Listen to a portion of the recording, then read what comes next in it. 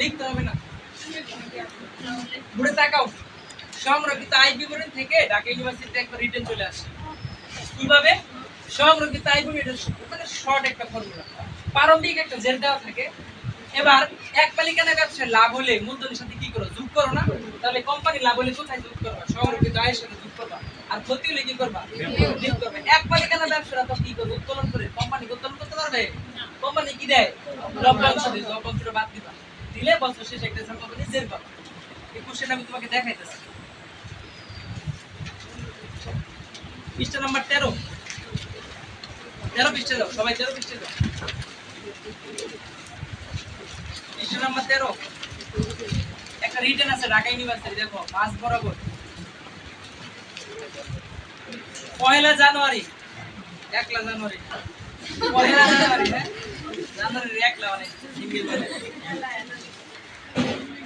1 জানুয়ারি, হ্যাঁ 1 জানুয়ারি 2020 তারিখে রংধনু কর্পোরেশনের কোশ্চেনটা কিন্তু অনেক বড়, আনসার ছোট। তুমি একটু কোশ্চেনটা পড়ো দেখো।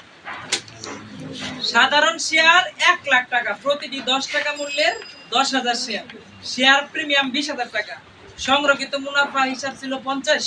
2020 সালে 15 টাকা দরে অতিরিক্ত 2000 শেয়ার ইস্যু করে নিট আয় 60,000 দেখায়, 20,000 টাকা লভ্যাংশ প্রদান করে 2020 সালে 31 ডিসেম্বর তারিখে রংধনু কর্পোরেশনের উদ্ধৃত পত্রে সংরক্ষিত মুনাফার পরিমাণ কত কি বের করতে বলছে?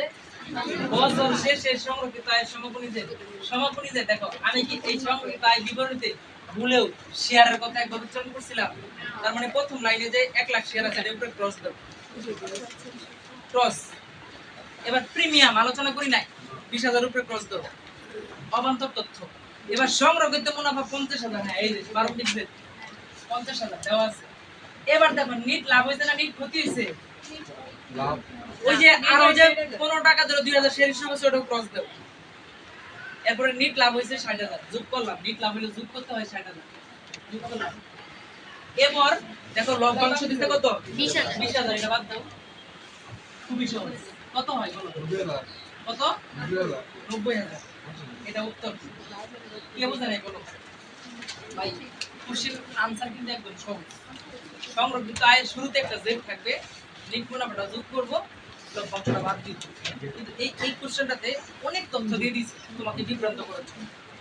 কথা বোঝা গেছে? ওই তথ্যগুলো কাজে লাগবে না। কোশ্চেনটা বুঝতে পারছিলা? বলো কি বের করতে বলছে? সমাপনী যে বের করতে বলছে। এই যে সমাপনী যে প্রারম্ভিক যে প্রশ্নে দেখো বলা আছে 50,000।